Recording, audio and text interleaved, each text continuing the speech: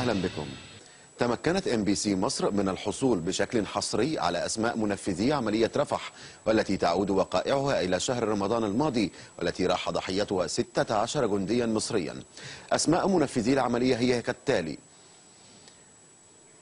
أيمن نوفل، قيادي في كتائب القسام وهارب من سجن المرج في 30 من يناير قبل عامين، محكوم عليه بتهمة التحريض والمشاركة مع آخرين في اقتحام الحدود المصرية في عام 2008. محمد إبراهيم صلاح أبو شمالة، الشهير بأبو خليل، عمره 39 عاما، وهو قائد في الصف الأول في حركة حماس. رائد العطار، الملقب برأس الأفعى الحمساوية، ومهندس اختطاف الجندي الإسرائيلي جلعاد شاليط. وننوه مشاهدينا الكرام بأن مجلة الأهرام العربي هي التي أوردت هذه التفاصيل التي ستنشر في عددها الذي سيصدر يوم السبت المقبل، إلى جانب رؤيتها التحليلية.